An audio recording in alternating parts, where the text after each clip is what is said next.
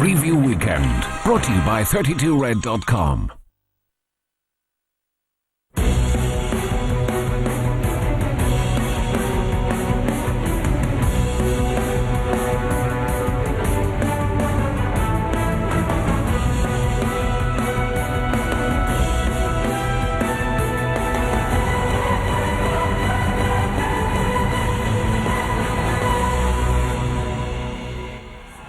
Barry McGuigan says he sees a lot of himself in young Belfast fighter Carl Frampton. Frampton is an exceptional talent, and if he hurts you, you're finished. I think I have the tools to go all the way to the top. I'm here to win a title. After a brilliant amateur career, it's about Frampton having the right sort of mindset.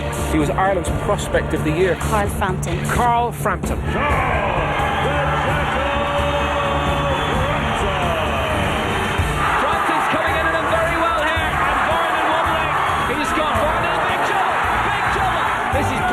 From Frampton, he's connecting very well, looking to go in for the kill here again.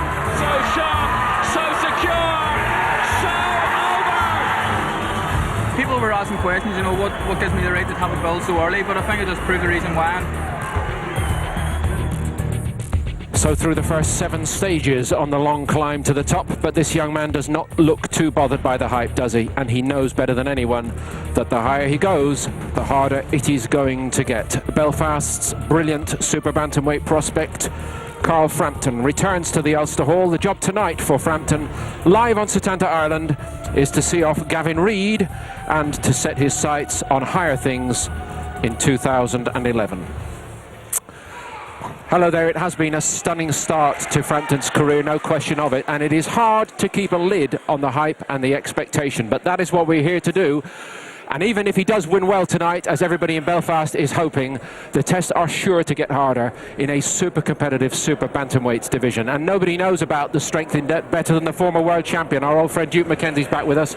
Great to see you again, Duke. Thank you, Paul. Do you want us all to calm down a little bit about this young man? It's so easy to get carried away with Frampton because right now he looks the complete package. But of course, this is an action-packed division. You know, not only domestically, we've got Matthew Marsh, you've got Booth, you've got Brendan Monroe. You know, and that's just a couple of the boys. Yes. Never mind the boys that are in Europe. In Ireland as well, Duke, Casey, who there's a natural fight perhaps up the road as well. And obviously you've got Casey who's chomping at the bit to get a hold of Frampton. So that's just before we even start talking about Europe and the rest of the world, where it's action-packed with full of talent. But do you like the raw potential in the young man? How can you not like Carl Frampton? He's quite diminutive in size, 5'5", but looks to be a natural puncher, and he's an aggressive fighter, not a typical slugger, a little bit more educated fighter than that, likes to pick his punches, long sweeping hooks. He's not a bad fighter so far.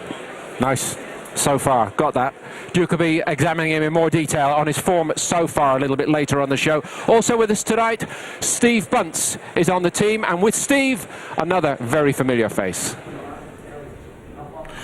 Thanks, Paul. I'm in the corridor outside the changing room with tonight's promoter, Barry McGuigan. Barry, first of all, how's this show been? Your second show, how's it worked out so far? Well, the weather has thrown us a severe curveball.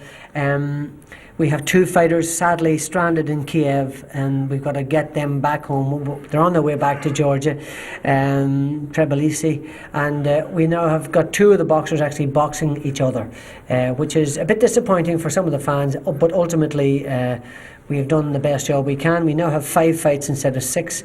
The guys are going to not box each other they're going to do an exhibition. They're going to do a 6-round exhibition, and so it's going to be a fantastic show. The main events there, the sort of joint main event, or the one underneath that 8-rounder with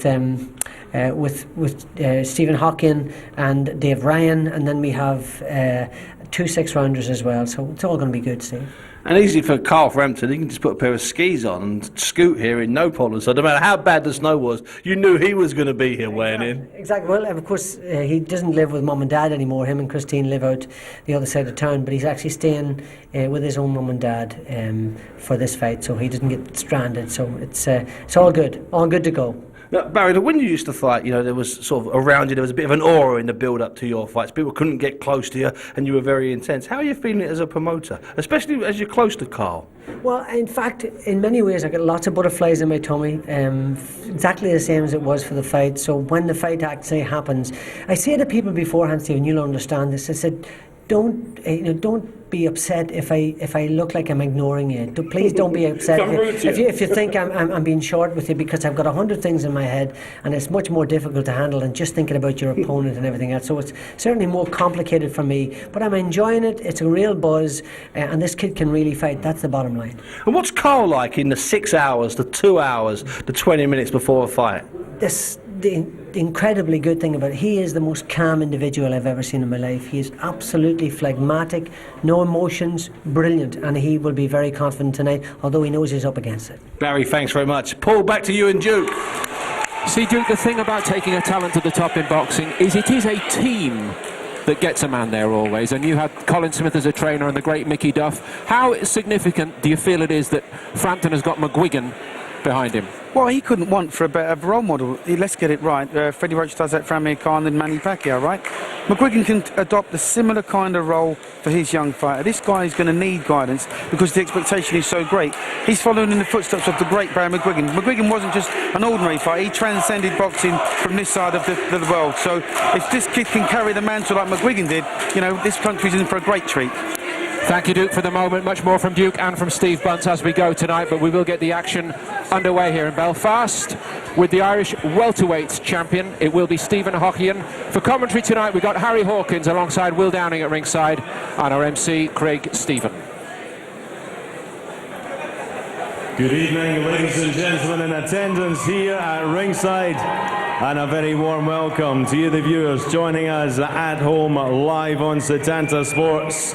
We are live from the Ulster Hall, Belfast, Northern Ireland.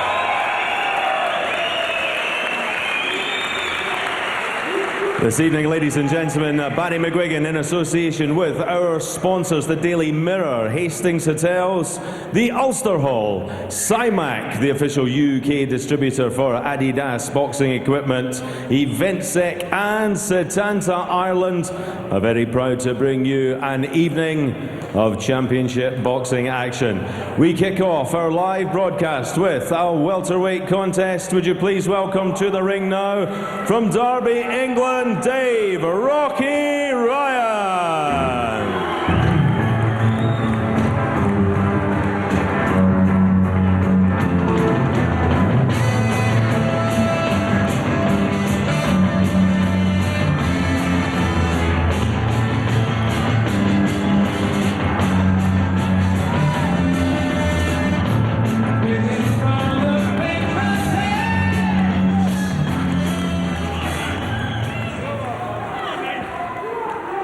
And now, ladies and gentlemen, please welcome to the ring, from Lurgan, County Armagh, Northern Ireland, Stephen Haughian.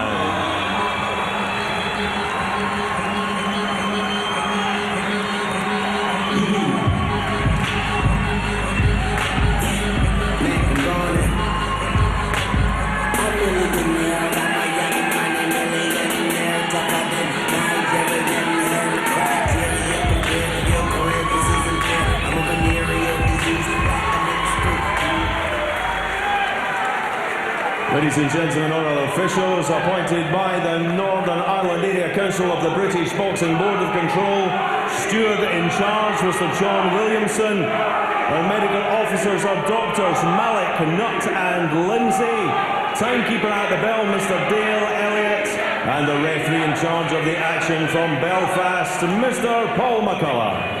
This is the opening contest, a welterweight contest, 8 rounds, 3 minutes each round. And now introducing the boxers. Firstly, to my right, and boxing out of the red corner, he wears black with silver trim. At the weigh-in, he scaled 10 stone 8 1/2 pounds.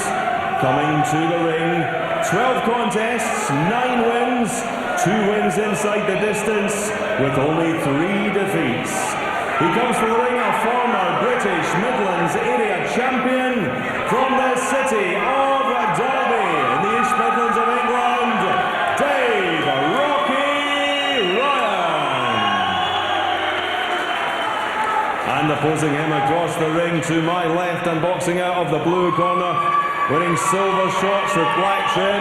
Official weight 10 stone 9.5 pounds. Coming to the ring, 22 contests, 19 wins. 8 of those wins inside the distance, only 2 defeats and 1 draw.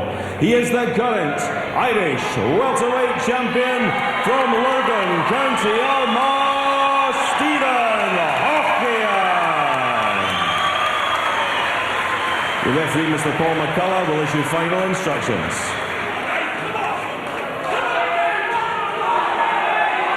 Right, lads, you've got the instructions this evening. That's obey my commands at all time. Touch gloves, go, lads.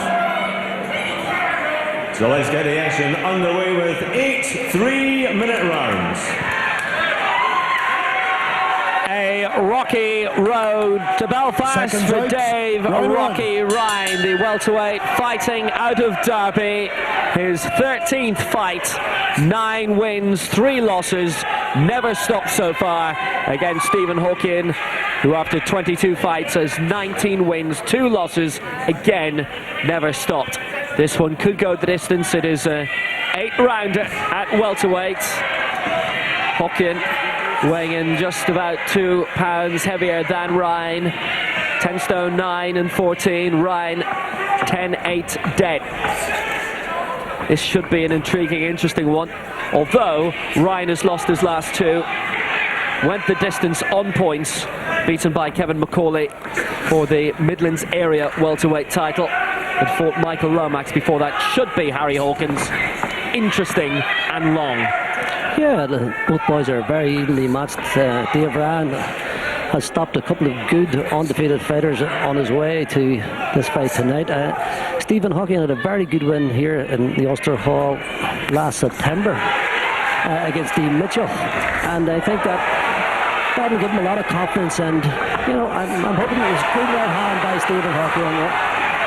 Couple of good solid shots already. There's a really good crowd from Lurgan in here, and they're cheering Haughian on here to the echo. Ryan Green has also been in action in the ring earlier tonight. They want to have a lot to celebrate, the Lurgan contingent of the Ulster Hall crowd, and they're enjoying it so far. He's gone really on the momentum very early on here on Ryan, and decisively so. A good fight back from the Derby man. Both around the same age, Ryan just a year older at 27. Similar shorts, but Ryan is the more heavily tattooed if you are having difficulty.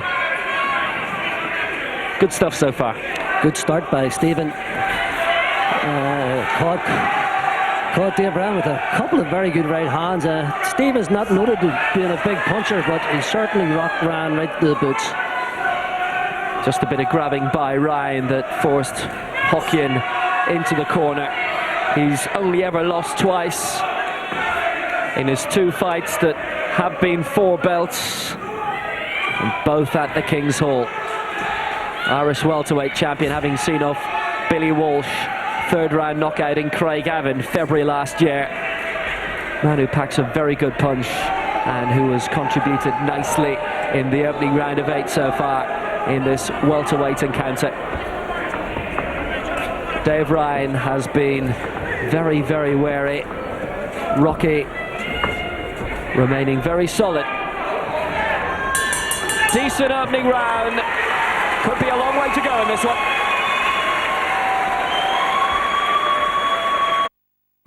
Though your world is changing, I will be the same. Gucci by Gucci, the fragrance. For a limited time only, get any 2 medium pizzas plus 2 garlic pizza breads or 2 portions of potato wedges for just $24.99. Domino's Pizza, it doesn't get better than this.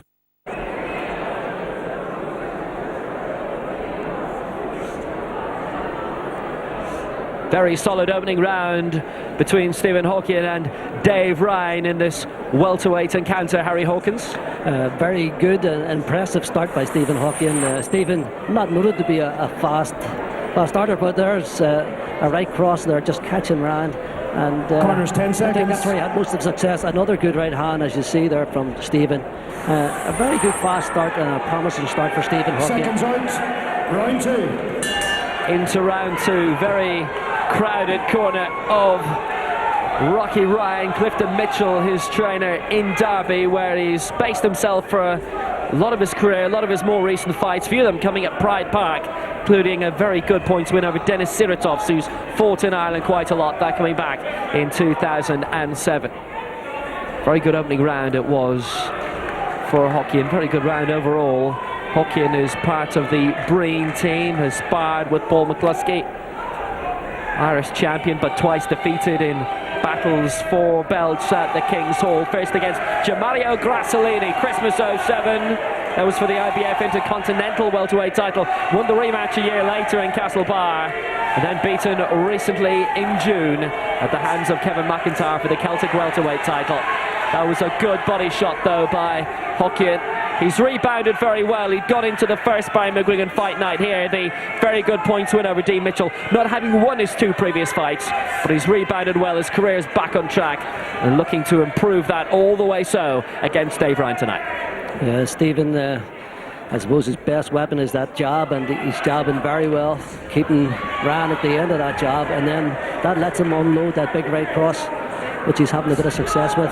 But the key to the fight for Stephen is the jab. He's keeping Dave Ryan at arm's length, and then again he's crossing that right hand over the top.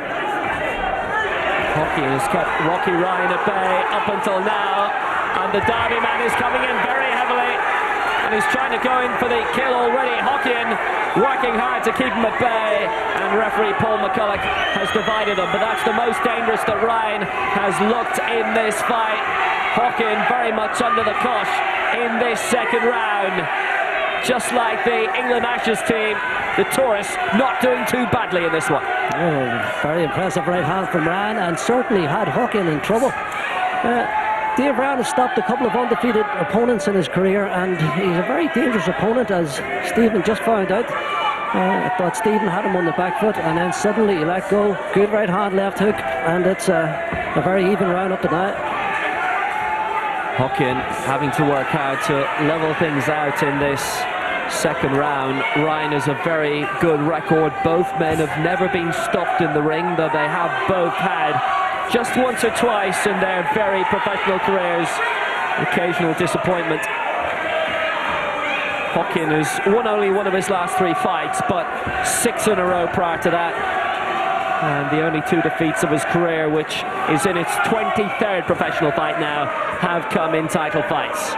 He's good, he's solid, and in Lurgan they absolutely love him.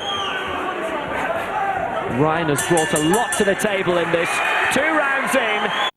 Cold, wet, windy. Gillette Energizing Moisturizer combats dry winter skin, because winter hates your face.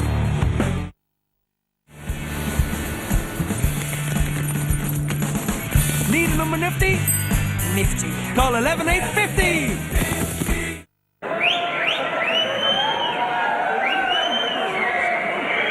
Quite an intriguing, intensive welterweight contest so far. An 8-rounder between Stephen Haughian and Dave Ryan. And Harry Hawkins, you've scored it level so far.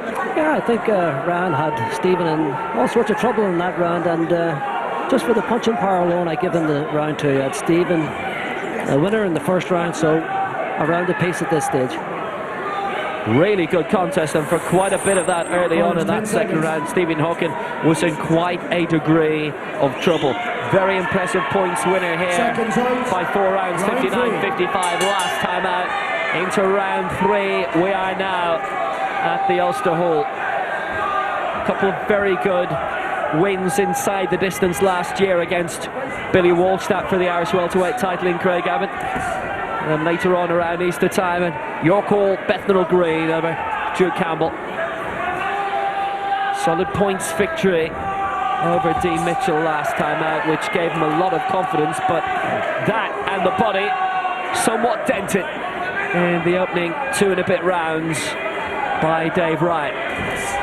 Ignore the fact he's been beaten on points in his last 2 fights. He's an impressive lad. He showed that already to the Belfast and general Northern Ireland audience.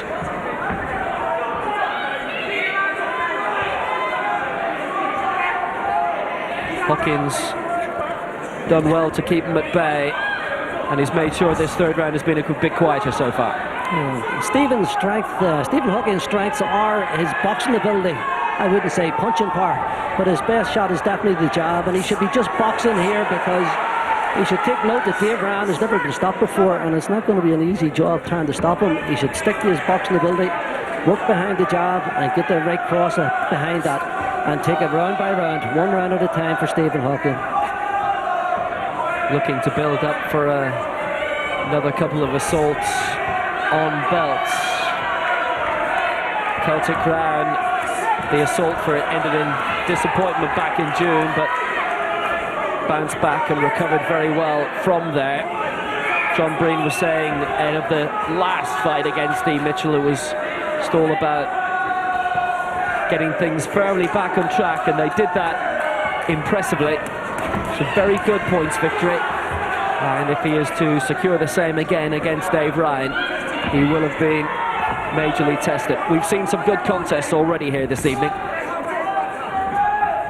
and this has matched them. Yeah, very even round. Stephen is quite around this round, but he's boxing well enough, but Dave Ryan is trying to counter him, and it looks like it's going to be a pretty long night for Stephen Haughian here tonight.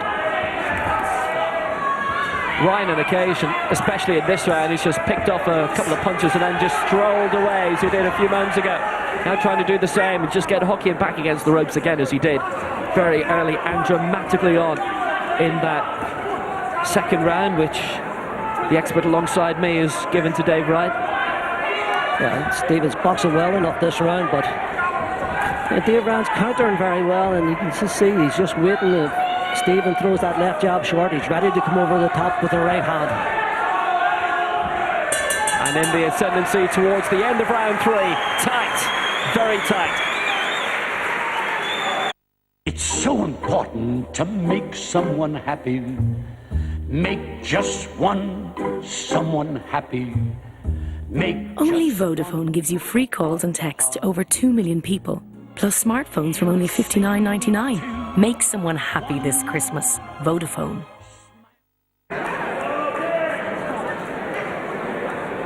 Decent welterweights contest so far between Stephen Haughian and Dave Ryan today. Duke McKenzie. I got Haughian 2 rounds to 1 up. Thought he had a good first round, really bad second round.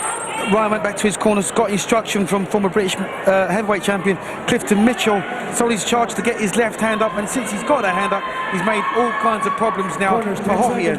Again, Haughian's just got his nose in front in that third round, but he's got it all to do. And Clifton Mitchell actually looks as if he's still got a prime bit of bulk on him as well, giving his years of wisdom to Dave Ryan, who's interpreted them very well so far, who's made a real contest of this against Stephen Haughian, who's got a little lump, a little mouse developing under his left eye, which, as this fight develops, may make life a little difficult for him, but it depends on how Ryan chooses or tries to exploit that. He's got a couple of very good punches in here and there in this 4th round of this 8th rounder in the welterweight.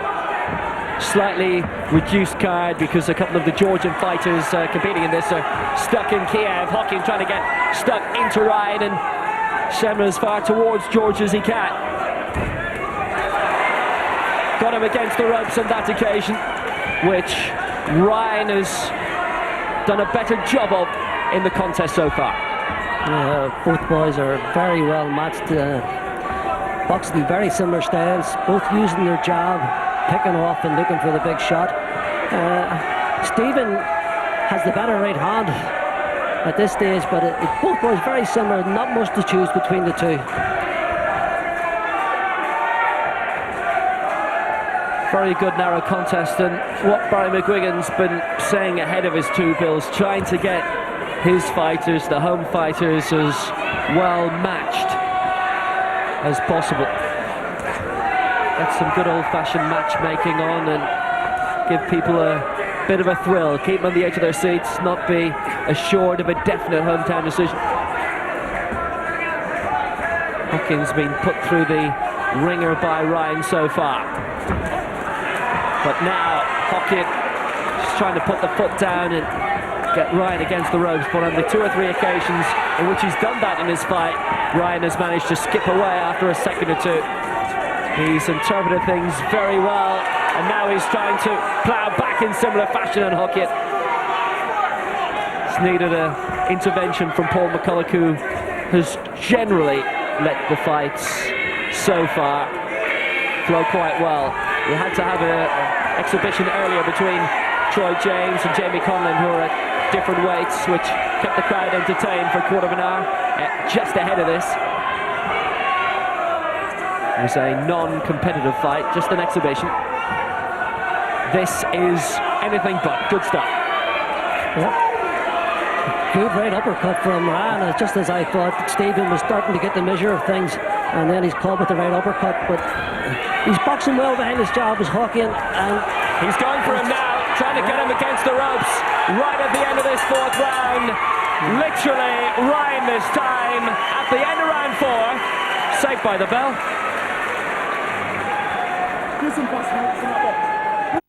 For a limited time only, get any 2 medium pizzas plus 2 garlic pizza breads or 2 portions of potato wedges for just $24.99. Domino's Pizza, it doesn't get better than this. At the Holland & Barrett 1 cent sale, buy 2 products, pay normal price for one, and just 1 cent for the other. Nice one.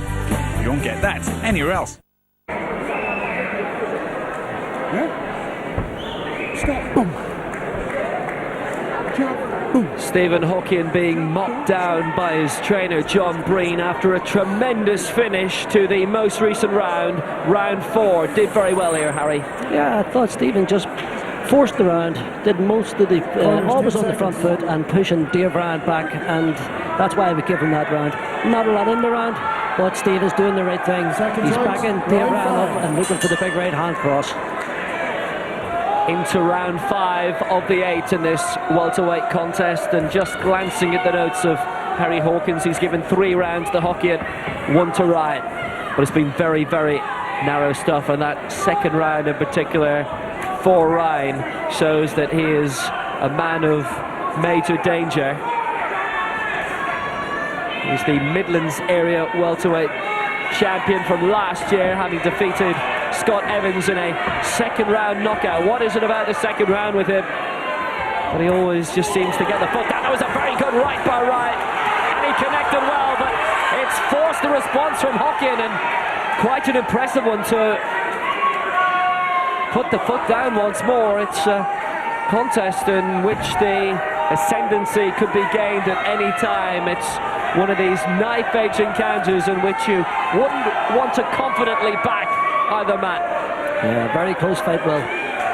Both boys again using the jab to set things up, and it's a game of cat and mouse at the minute, very evenly matched, but it was Ryan, it was noticeable, got the big right hand across first on that occasion, and that seems to be the key to the fight. There's been some good combinations, not very long combinations in this contest, but 1 or 2 very good 1-2s when they've arrived. Ryan has done very well to duck out of the way. He's had a slow career, if you like, tends to fight 3 times a year.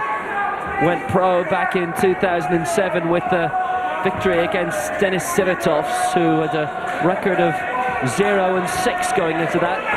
We've seen him on these shores quite a bit in Siratovs. It was a night of pride at Pride Park for Rocky Ryan, and he's certainly kept his end up very well in this. There's a mouth shield which is gone, which is going to have to come back in, and it's belonging to Haughian. I think Paul McCulloch didn't want to dive in immediately because he wasn't sure who it had come from. No, he waited till there was a lull in the action, did the right thing, good refereeing by Paul McCulloch. Although the green one might have been a clue that it was Haughian, but you never can quite tell. A couple of good punches again from Ryan in this round 5. He's forced the issue a number of times in this contest, which has kept him very well in it. kept the issue very well in the balance. Tempted uppercut by Haughian, didn't quite connect, was made to miss. Ryan's done very well. Another good find by the matchmakers of Barry McGuigan. That's the end of the 5th. 3 to go.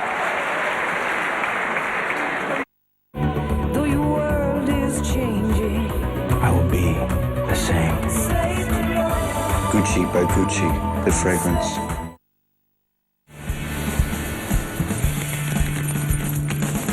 Need a number nifty? Nifty. Call 11850.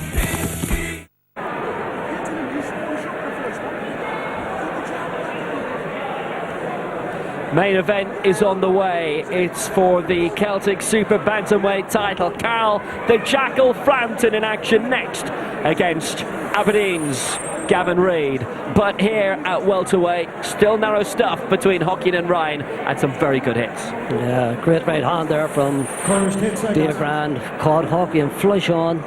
Stephen just leaving himself a little bit open when he does let go with his own right hand, and that was a very good counter and right hand from Rand. A very evenly matched fight.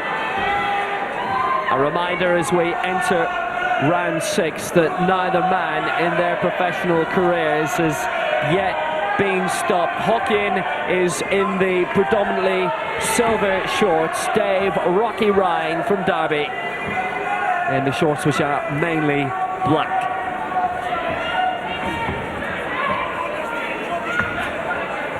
Attempt to the left by Haughian. Again made to miss. They have both lost in their careers. Twice for Haughian, 3 times for Ryan, but on every occasion it was on points. Never stopped where he knocked. 2 solid men who have collided very well head-on at the Ulster Hall, and they've given us some good stuff so far. Haughian tried with the right, but Ryan just got out of the way in time. Stephen's boxing well this round. I have Stephen 4 rounds to 1 up. That maybe seems a little bit one-sided, but he's just edging these rounds with more aggression, slightly better variety of punch. He is getting caught with the odd right hand, but I do believe he's just winning the rounds only slightly. But a very exciting fight. Been good stuff. It's been really even, and even when Ryan, as he did there, looked to be off balance, he managed to get himself back on kilter very, very quickly. A few hundred have come from Lurgan to watch Stephen Haughian and Ryan Green in action. They're certainly getting their money's worth here at the Ulster Hall. One of the great venues in Northern Ireland, full stop, not just for boxing, just for anything, and they're really getting a show this Friday night as Ryan is trying to plough through once more. 3rd last round.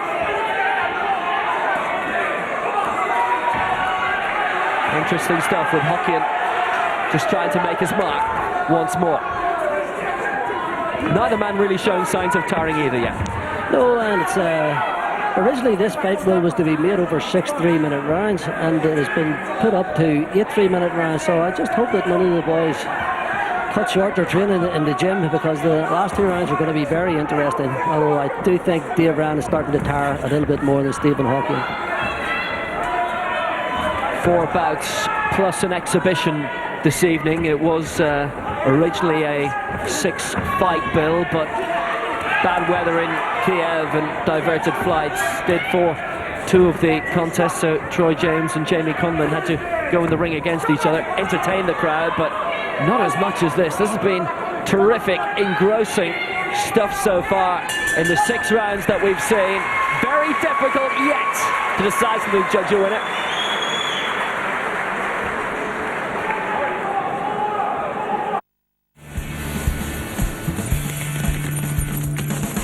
Need a number nifty? Nifty. Call 11850. Cold, wet, windy. Gillette Energizing Moisturizer combats dry winter skin because winter hates your face.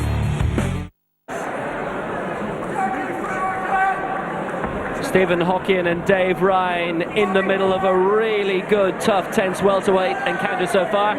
Hello, Steve Bunce. What do you make of it? Well, I'll tell you, Aaron's absolutely right. Stevie's winning the rounds, but he's only just winning the rounds. And you talk about a couple of hundred people coming up from Lurgan. There's about 40 people who've flown over from Derby. And the first 2 or 3 rounds, they were out singing the locals. Always get loud around there. Second sight, round 7. It's the penultimate round. Derby is the city outside of the Ukraine that has the highest proportion of Ukrainians. Don't ask how I know that, I just do.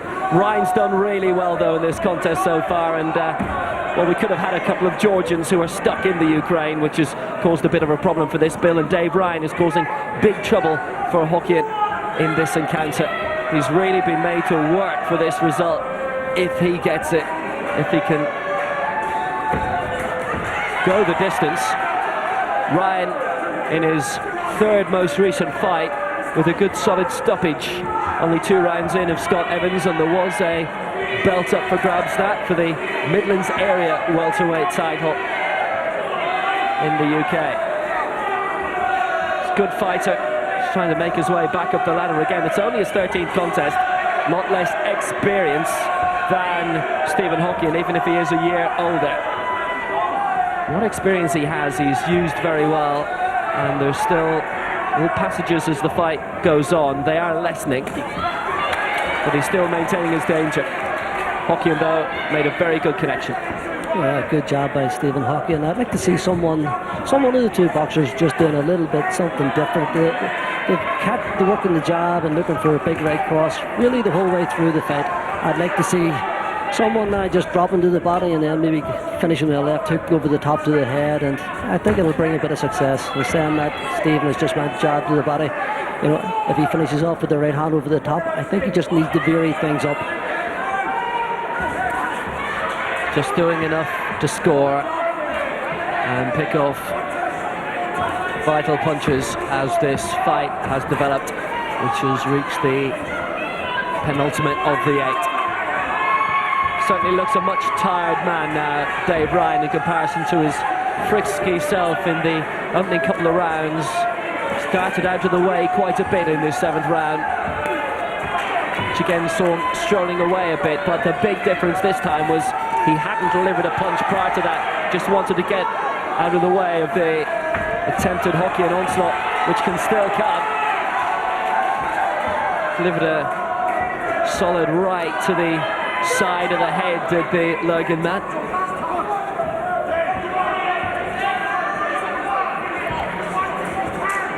It's worth saying that on the bills we've done, in which we've had English fighters coming over here, they've brought a decent few dozen with them. Ryan's done that likewise. He's given them a bit to cheer. Yeah, he's not doing a lot in this round. Dave Ryan's just sort of surviving this round. He's staying off.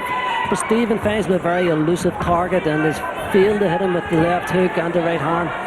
Again, he's dropped the head a little bit, but I think Stephen should have the experience to bring up an uppercut. Looks like we're going the distance.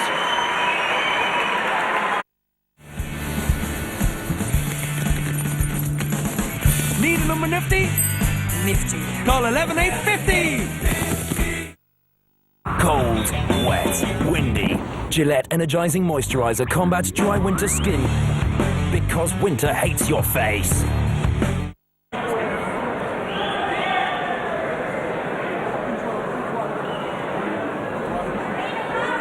Gavin Reid challenging for the Celtic super-bantamweight title against Carl Frampton later.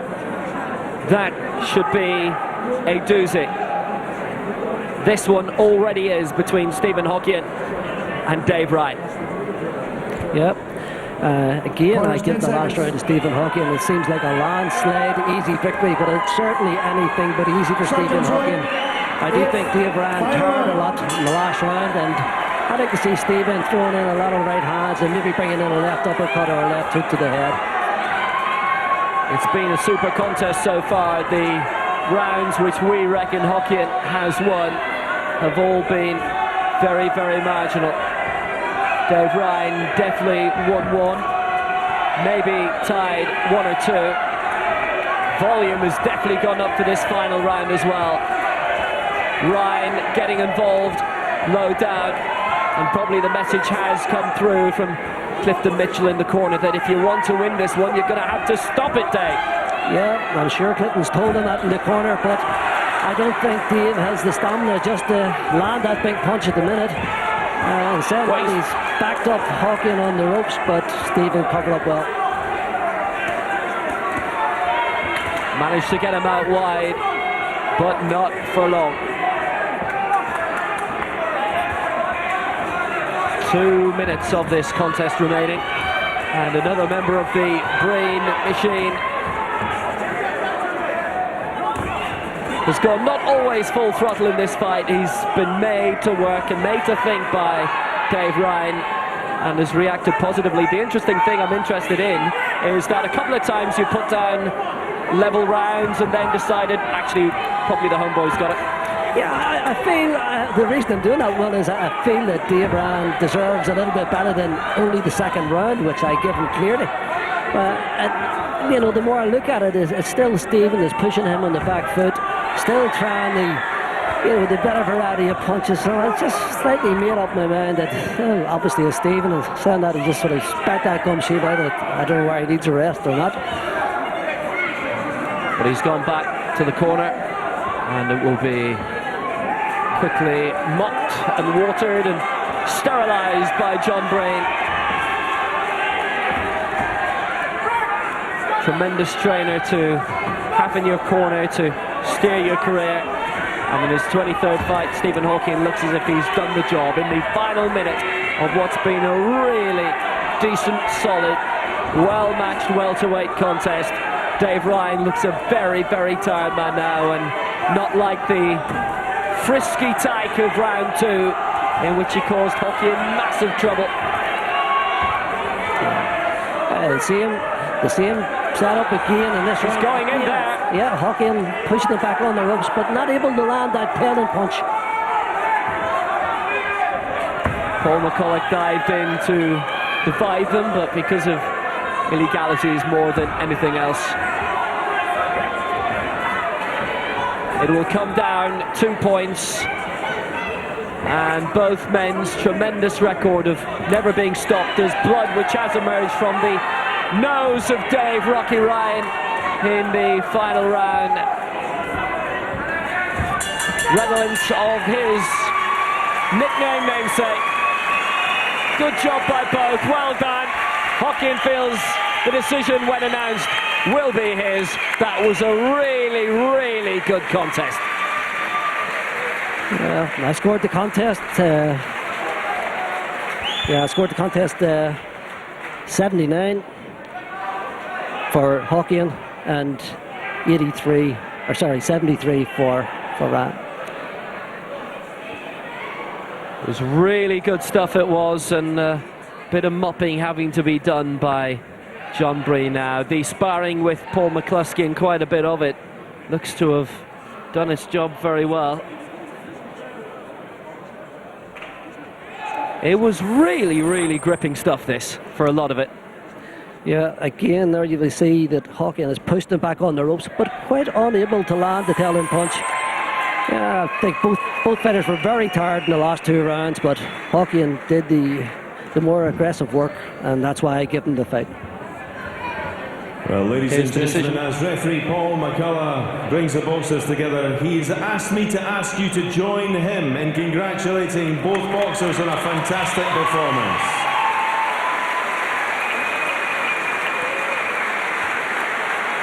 Ladies and gentlemen, referee Mr. McCulloch's scorecard reads 78 points to 74 in favour of the winner from Lurgan, Stephen Haughian. And ladies and gentlemen, please your appreciation from Derby, Dave "Rocky" Ryan. Just 4 points in the end, but the solid punching of Stephen Haughian has seen him through. Both men yet again, great pugilists, both never stopped.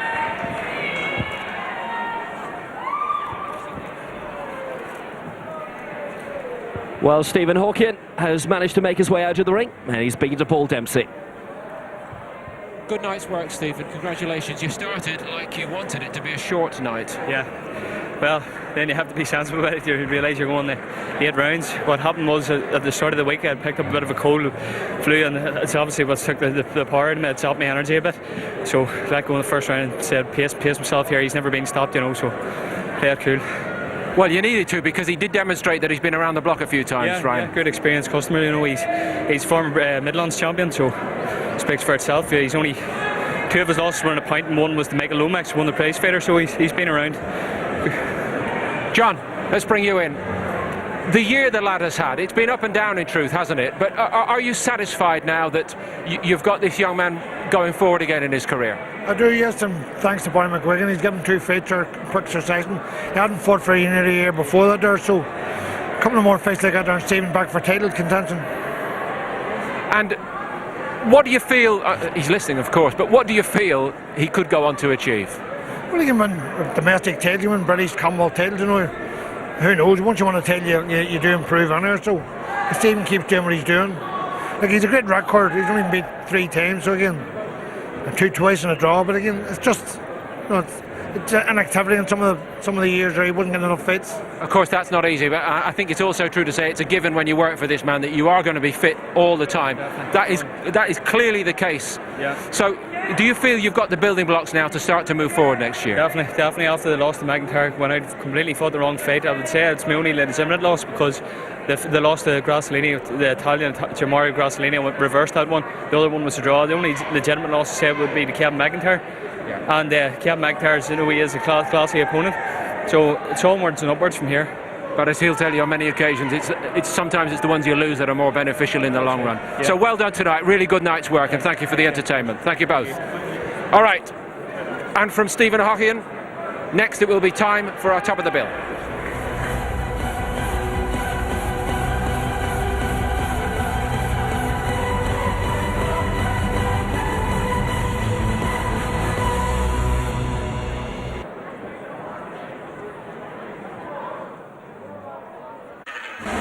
Freeview Weekend, brought to you by 32red.com.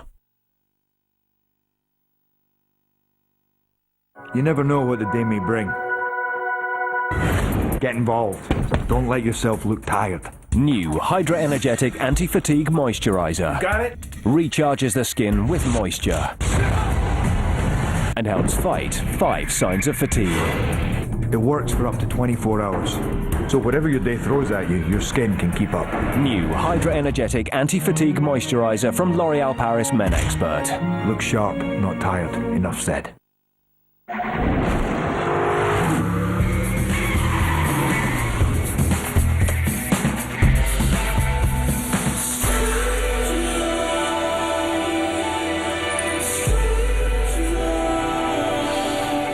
Gucci Guilty, the new fragrance for her. Get all the major up-to-the-minute sports news at the touch of a button with Sportstel. We've got fantastic competitions and exclusive prizes to be won. Hit text now.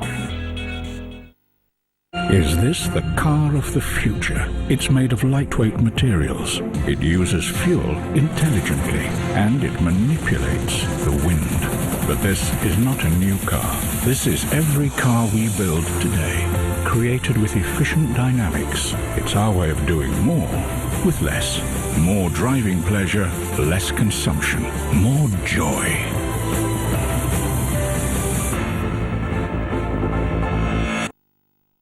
Harvey Norman, your Christmas destination, with gifts for all the family. Sat-navs, digital cameras, TVs, iPods, gaming, hi-fi systems, laptops, coffee machines, and much more. Check these great gift ideas. SodaStream machine with bonus starter kit, only €49. Super Sony digital camera, now €98. Philips home cinema system, a cracking €199, save €200. Ideal for Facebook and email. Asus netbook, only $289. Merry Christmas from Harvey Norman, your gift destination. Ho, Harvey, ho!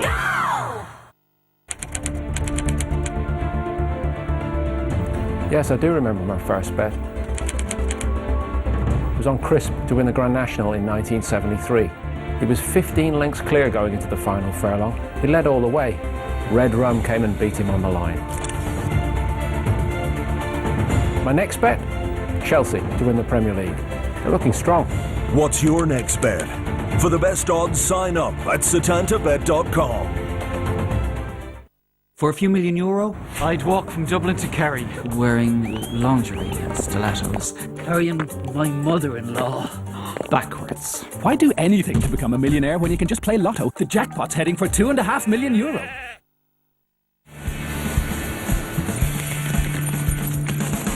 Need a number nifty? Nifty. Call 11850.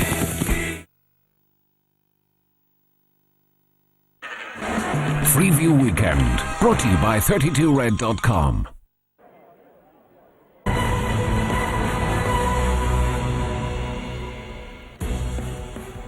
Time to go to work for Carl Frampton. Final preparations here in the Ulster Hall. Gavin Reid, the opponent tonight, hasn't got a care in the world, it would appear. Well, what of Frampton, this young man with so much talent, but he's tended to let the talent and the boxing do the talking to this point in his career. We decided it was time to get to know him just a little bit better.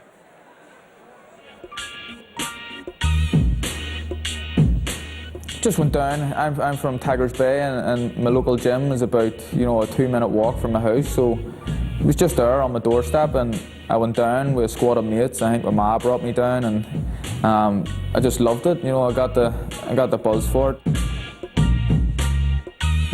Well, I'm training Monday to Friday, twice a day.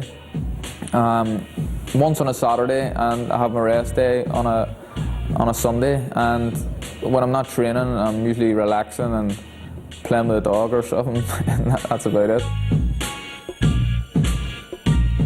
Me and Paddy we're always giving each other a bit of stick, and we grew up boxing together, and we're on the high performance together and stuff. And we actually boxed a few times, and 4 times actually, and I'm 3-1 up, and I give him a bit of stick about that, and he always bites, but it's a good laugh. I like everything. Like on my iPod, you would have Simon and Garfunkel, Tupac, Kanye West, Bee Gees, Elvis, everyone. I love Annie Lennox, by the way, as well. I like to pretend I am. Sometimes, you know, people in Tigers Bay and the Shore Road area who, you know, where I'm from, they would recognise me a bit, but not really. I don't have to wear disguises or anything like that. Well, the girlfriend, she starts early, you know, so I have to follow suit, and I start with her. But I've got a few things in, a few more to go, but I'm pretty organised in that department. It would be British, European or Commonwealth champion at the end for 12 months from now.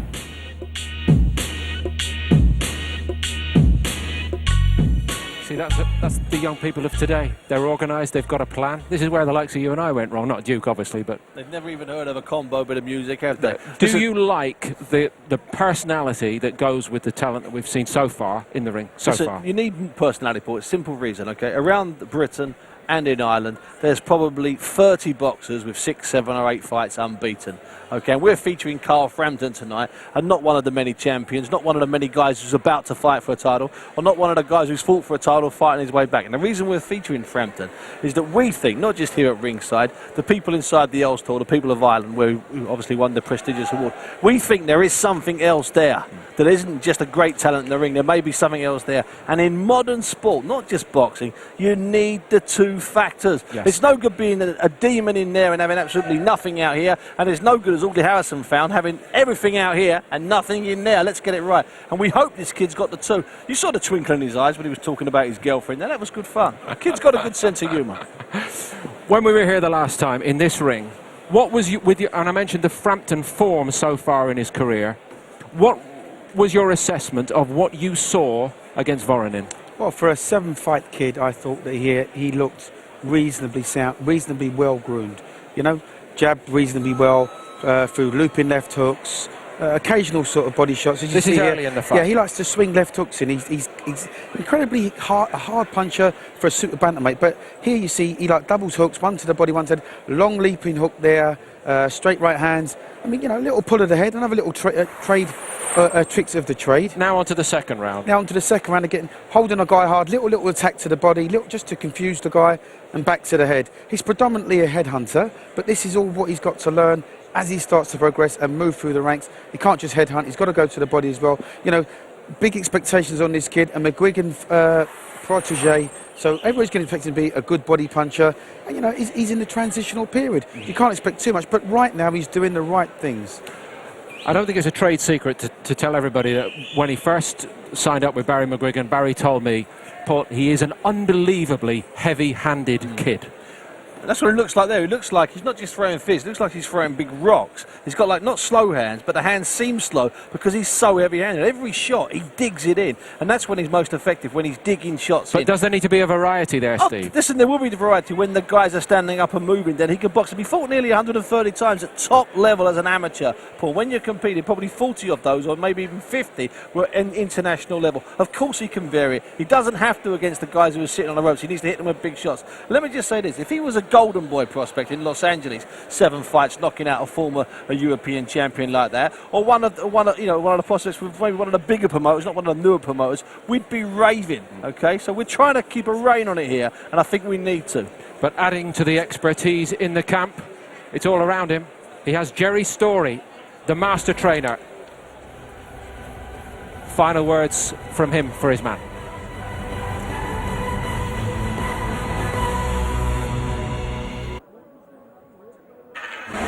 Freeview Weekend, brought to you by 32red.com.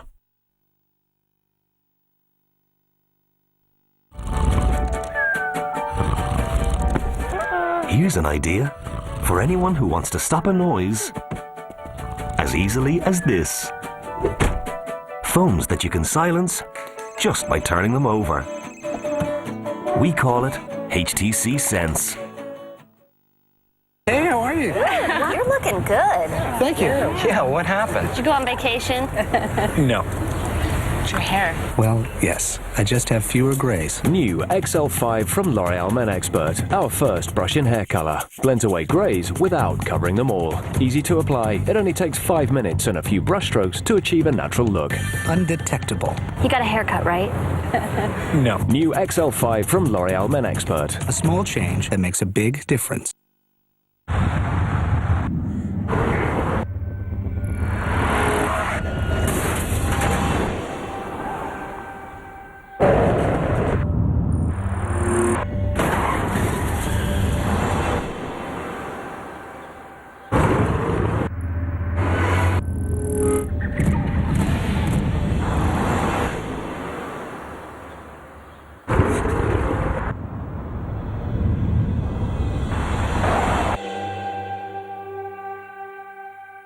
The new Garda mobile safety camera vans are on roads where people have died. See the locations at garda.ie. Though your world is changing, I will be the same. Gucci by Gucci, the fragrance.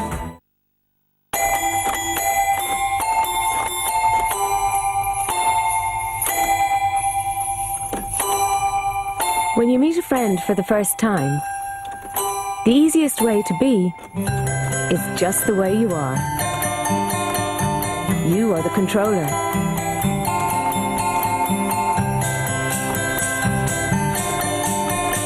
Connectimals, only on Connect for Xbox 360.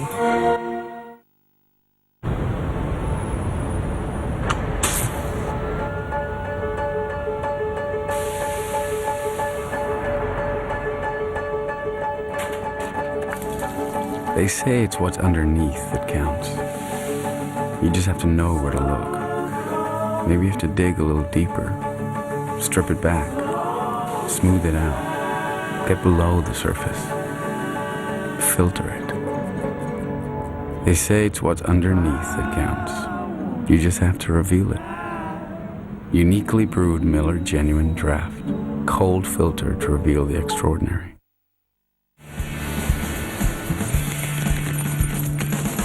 need a number nifty? Nifty. Call 11850. Freeview Weekend, brought to you by 32red.com.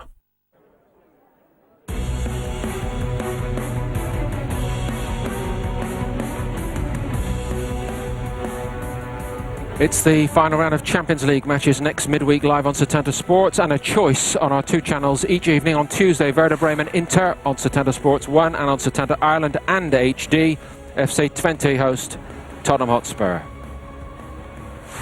On the Wednesday evening, Marseille Chelsea on the same channels, and on Setanta Sports 1 on Wednesday, Shakhtar Donetsk host FC Braga. Our main event tonight in Belfast, Carl Frampton against Gavin Reid.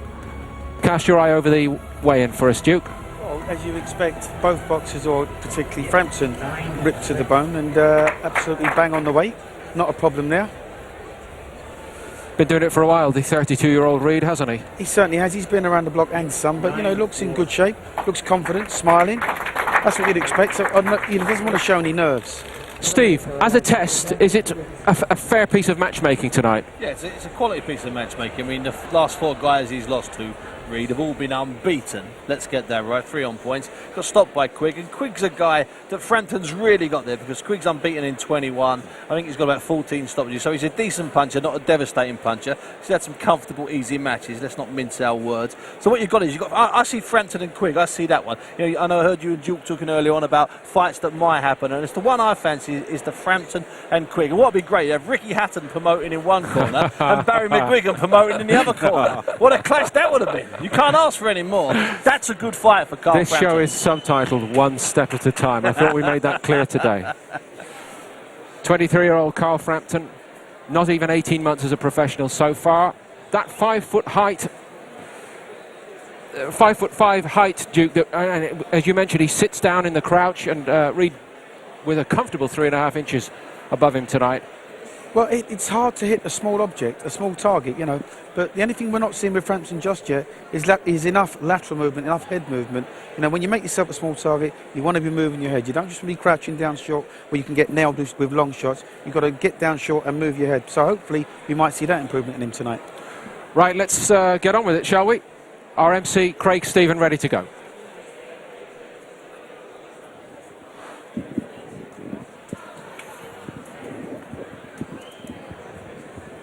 Ladies and gentlemen, the time is upon us. Sorry, Kev, just a bit. The one you have been waiting for. Just about to make its way to the ring. Would you please welcome now, all the way from Aberdeen, Scotland, Gavin Reid.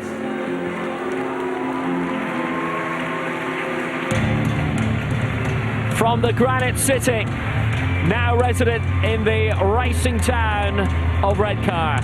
No racing certainty for Gavin Reid, but he's here to spoil the show tonight in Belfast.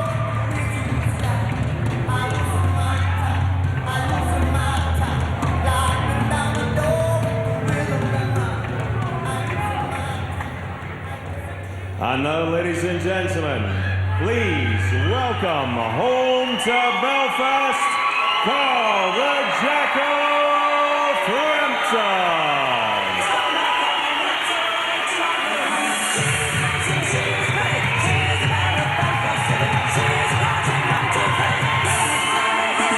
The man they've all come to see. 7 out of 7 so far for the Jackal. Nothing. Wanting to make it a great 8 tonight.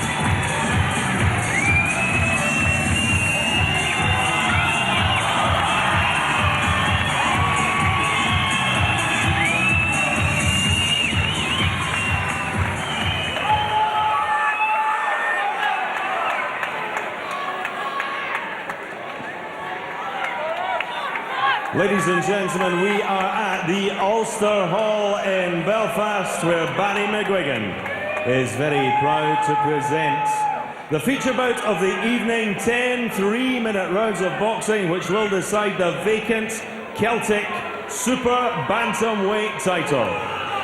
It's in association with our sponsors, the Daily Mirror, Hastings Hotels, the Ulster Hall, CIMAC, the official UK distributor for Adidas boxing equipment, EventSec, and Setanta Ireland. And at this time, a very warm welcome to you, the viewers. You join us for the very best seat in the house, live on Setanta Sports. All our officials have been appointed by the British Boxing Board of Control, Northern Ireland Area Council. Our steward in charge is John Williamson.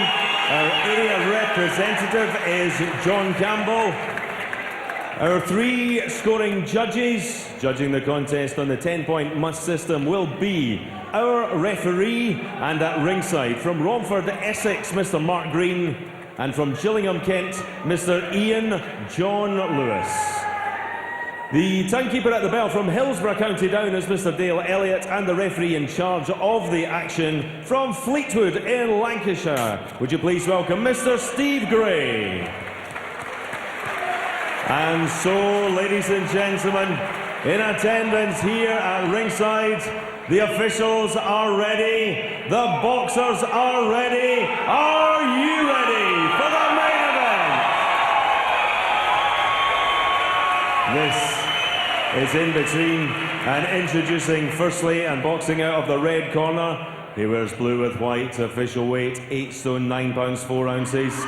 He comes to the ring in his 15th professional contest. He is a former Scottish Championship contender from the Granite City of Aberdeen, Scotland, Gavin Reid. And opposing him to my left and boxing out of the blue corner, wearing the gold shorts with black trim, weighing in 8 stone 9 pounds 6 ounces, coming to the ring with a perfect professional record, 7 wins from 7 contests, 4 wins inside the distance. He is Irish boxing's prospect of the year and a former amateur Ulster and Irish senior champion. Tonight, bidding for his first pro title, please welcome home to Belfast, the undefeated Carl the Jackal Frampton. The referee in charge, Mr. Steve Gray, will issue final instructions. Okay, Carl. Gavin. Okay, boys, if a cold break, you must take 1 step back, okay? No punches going around the back of the head. Okay, boys? Good luck to you both. So let's get the action underway. 10 3-minute rounds to decide the vacant Celtic super-bantamweight title. Seconds out, round 1.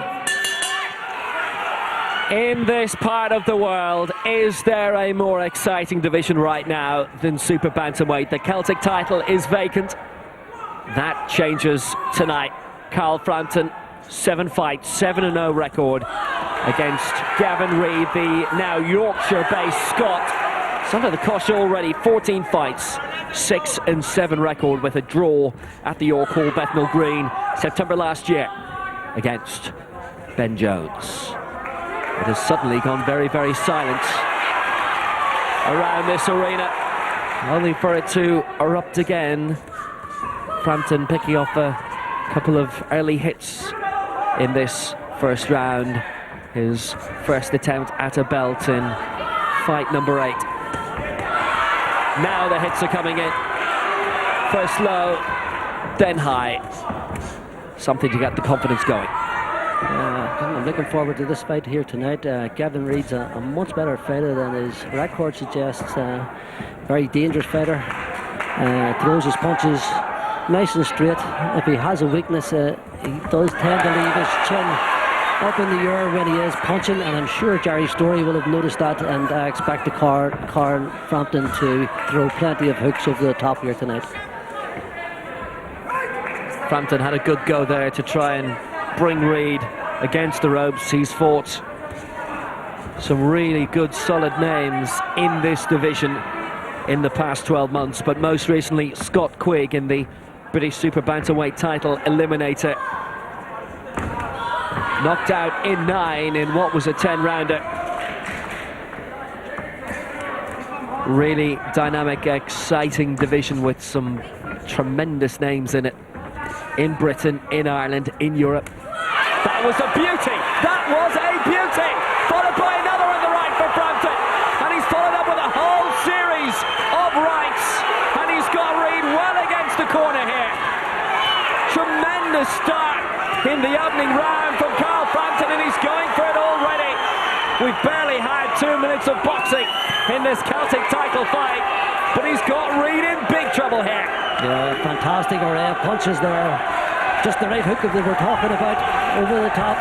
But there again, there's Reid, back in, strong, a real tough guy. He has got them singing already at the Ulster Hall. A great venue of music, but what an absolutely clubbed right. And Reid, I'm sure, momentarily didn't quite know what hit him, where he was, what day of the week it was. How about that for a first round? Are you suffering from anxiety, panic attacks, depression, or just finding it difficult to cope with life? Perhaps GROW could help you. GROW is a mutual help movement using a 12-step program to promote positive mental health. Meetings are held once a week and there is no fee. To find out more, contact GROW at 1890 474 474. Don't be swinging well, and after you do punch, get them hands up, come back down. That was a really dynamic first round by Carl Frampton, particularly his right. That was really dynamic, Harry Hawkins. Yeah, you'd expect Gavin Reid, being 3.5 inches taller than Frampton, he would be using his jab.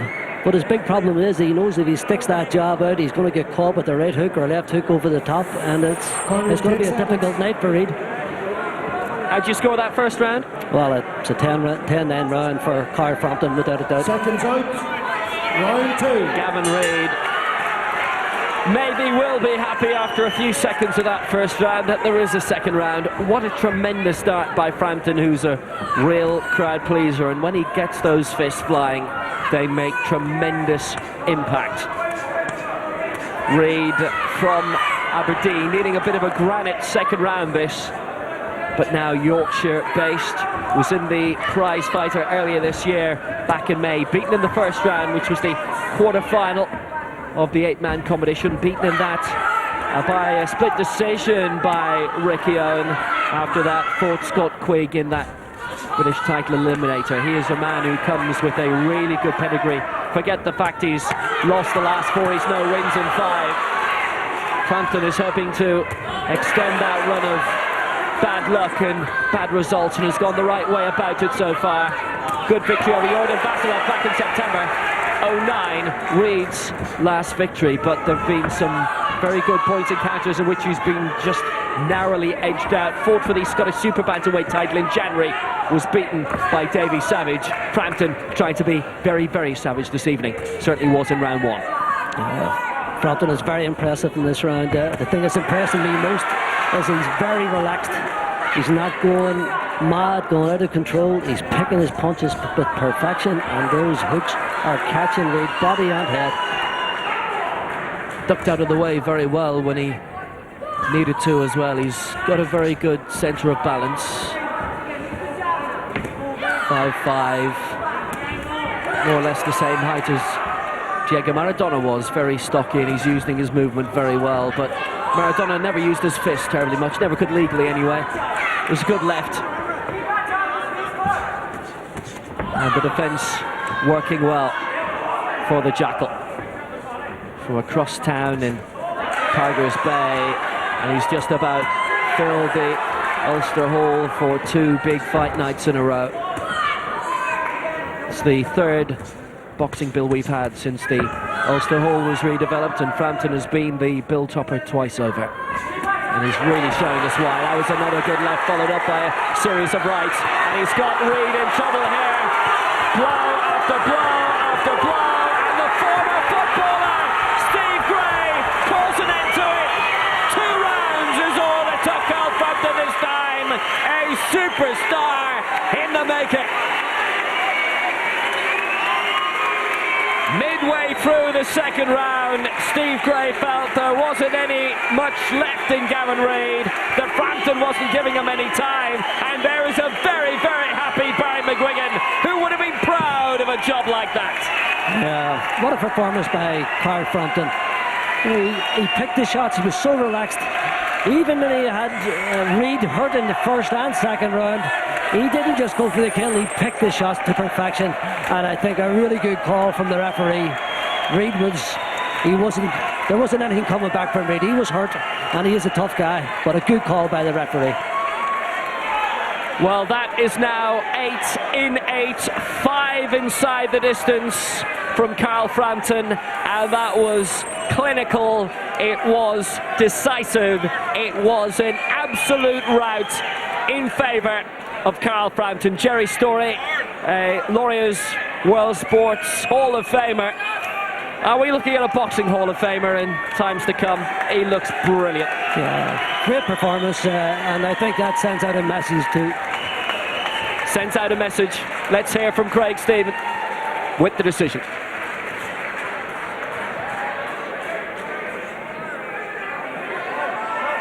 Ladies and gentlemen, as our referee Steve Gray brings the boxers together, would you please show your appreciation for both the boxers in the ring?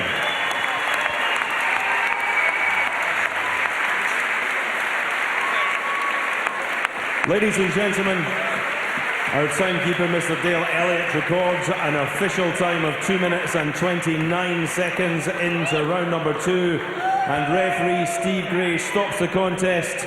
In his opinion, Gavin Reid in no position to continue. The winner and new Celtic super-bantamweight champion, Carl the Jackal Frampton.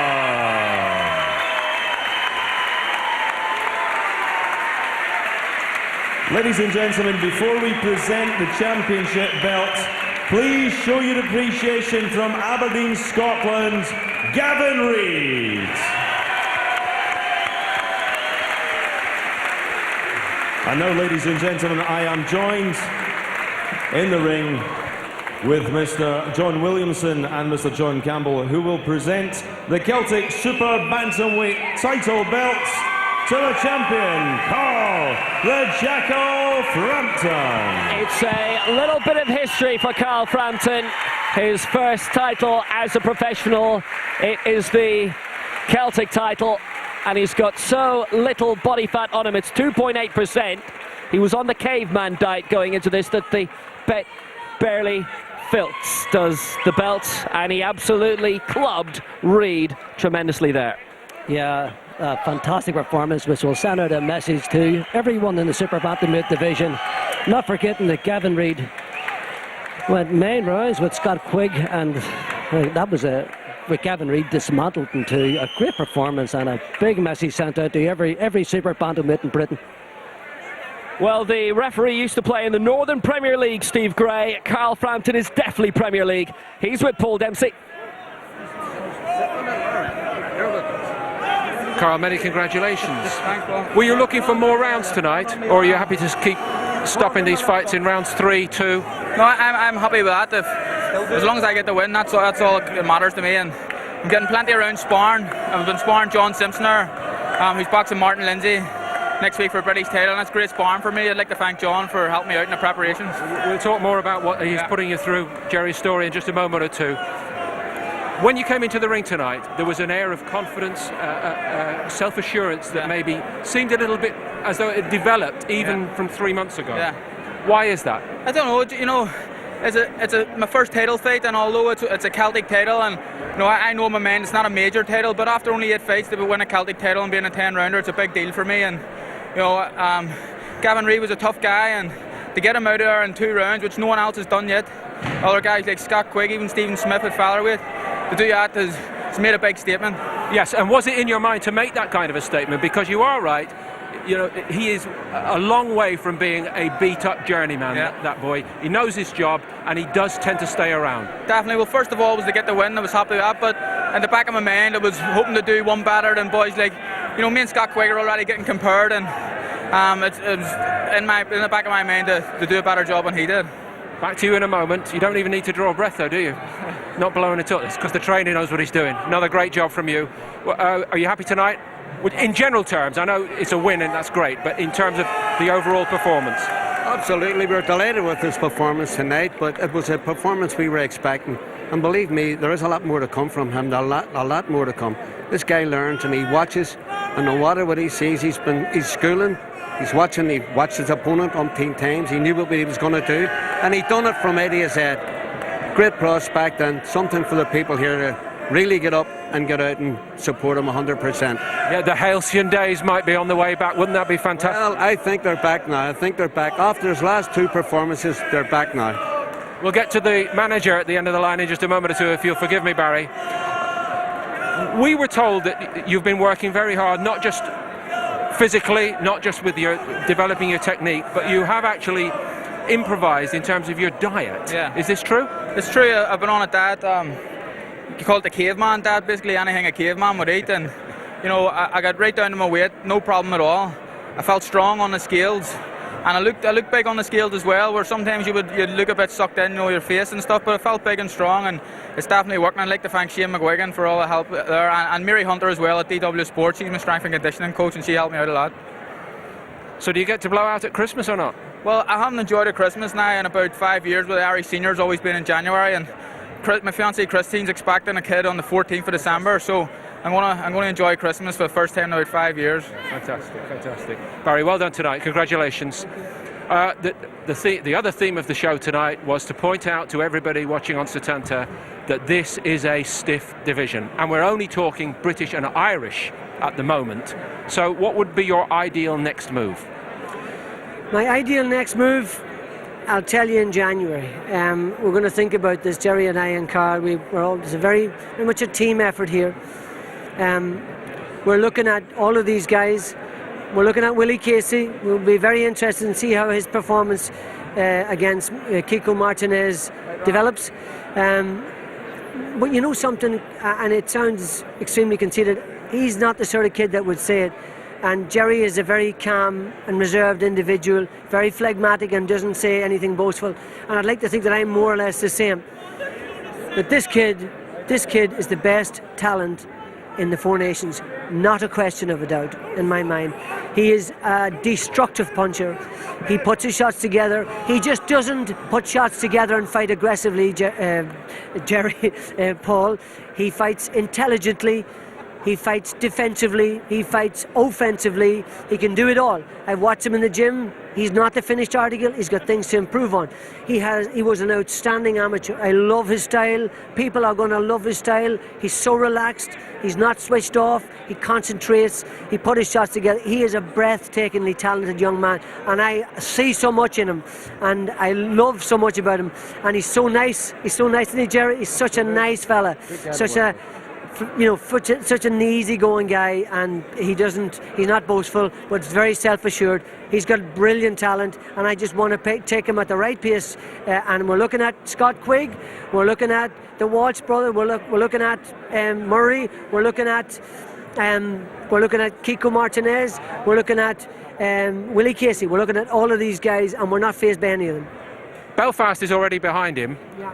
Surely Ireland is going to get behind him too, Barry. You're going to need a bigger venue, aren't you? And although this is wonderful, if only we could put another 5,000 seats in it. You know, it's interesting, Paul. You notice how much better it is this time. There's about 20% more people there. And, you know, we got Steve Bunce as well as Duke McKenzie this time, which is a thrill. And, you know, it's the excitement about this kid is just getting better and better and better. And I'm talking too much. You should be talking to him more. He's a superb talent. I'm thrilled to be a part of him. We will get back to him, but if I might just turn it back to you first, Jerry, and this is something that, if I may say, Barry, you taught me and your own career bore it out. It's about the sparring more than the fighting, yes. And you had John Simpson for what was it, probably 2 weeks of real craftsman-like work. So is it what you're doing out of the ring that's as important as what you're doing in it? Well, can I say one thing? This guy is that good at this stage. No matter who he picks from the box, we will work out a tactic and he will take it from A to Z. We're not worrying. I think it's great when you get the leg of the press worrying about him going in too soon against the opponent tonight and the one the last time out. You know, so it's a big plus for him where he goes in and he's giving a great performance. The crowd's coming all the time because they know that it's not easy step over jobs. You He's know, in there, can really I trying. jump in as I Go always ahead. do? I picked Gavin Reid because he was a very strong guy. I watched him against Scott Quigg. I thought the fight could have gone the distance. It was a 12-round contest. I thought it could have gone at least another round. He was getting hit with a couple of shots. But he was never hurt like that. That's the important thing. And, you know, for him to do it in 2 rounds is just fantastic. You know, we watched the Paulie Hyland and Willie Casey fight very carefully. And, you know, It is a great fight for Ireland already, isn't it, Barry? It's a great fight for Ireland. Let me tell you something, and we'd be happy to fight Paulie Hyland, and we'd fight Willie Casey tomorrow. I know that Brian Peters said recently that he indicated that we were a bit apprehensive. Not in the slightest. We would look at Willie Casey tomorrow, and we would look at Kiko Martinez tomorrow, and we look at Paul Hyland and all the others. I promise you, we are ready for these guys. He's ready for them. He's getting better all the time. My last question is back, obviously, to the fighter, and we can all see this self-assurance that you possess. Are you as confident as your manager and your trainer would have us believe that, you know, the men we've talked about here, you are already at their level and you would beat them? Yeah, I definitely believe that I would beat most boys, any boys in Britain and Ireland at the minute. Willie Casey's European champion. You know, he's only had 10 fights. Put me in with him tomorrow, and I believe I would beat him. And I don't want to sound big-headed or anything. And me and Willie have a good relationship, but I have no doubt. This is business, and I have no doubt any of these boys, if I box them tomorrow, next week, 6 months' time, I would do a job on them. Okay, so last thought. You know the game inside out because of your great amateur background and what you've done as a pro already. But privately, share it with us. What do you feel you have got to start to look at in your own game in the new year and bring into what we've seen already over the last 2 fights? Well, just about, that's my first 10-rounder. It only went 3 rounds, so it's about getting the rounds in. And whether it be on the gym, on the road, you know, everything, it just needs to be improved, and I need to step up my training and gradually just get into the championship rounds, 11th and 12th round. For when the big title fights come, I'll be able to take them on. Really great being a part of this story, and many congratulations to you. Can I just say, I dedicate that one to my fiancée Christine and my wee niece Sophie as well. All right, and everybody wishes the family Frampton the very best. Well done tonight. Thank you all. Well done again. More from Belfast next.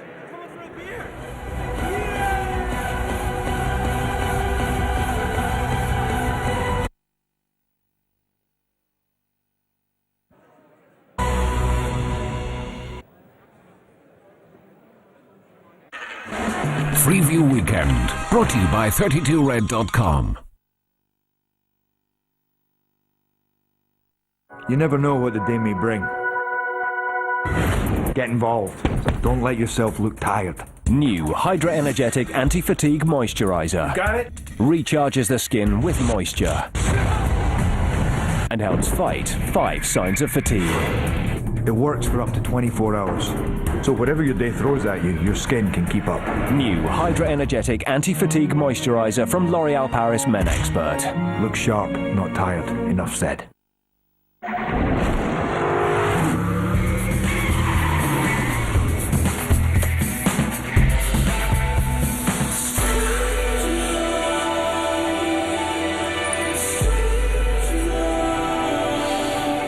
Gucci Guilty, the new fragrance for her.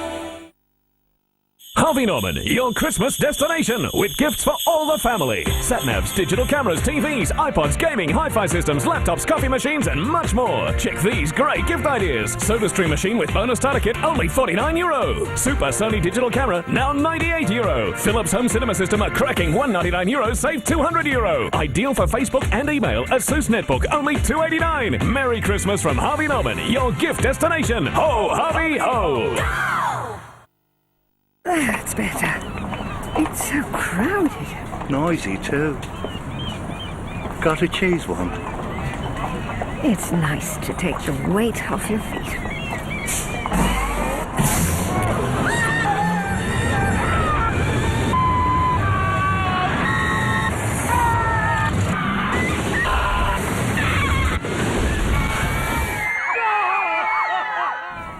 What sort of cheese was that? Get all the major up-to-the-minute sports news at the touch of a button with Sportstel. We've got fantastic competitions and exclusive prizes to be won. Hit text now. For a few million euro? I'd walk from Dublin to Kerry. Wearing lingerie and stilettos. Carrying my mother-in-law. Backwards. Why do anything to become a millionaire when you can just play lotto? The jackpot's heading for €2.5 million.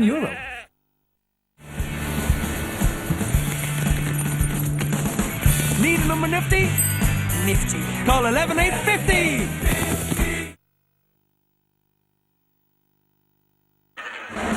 Freeview Weekend, brought to you by 32red.com.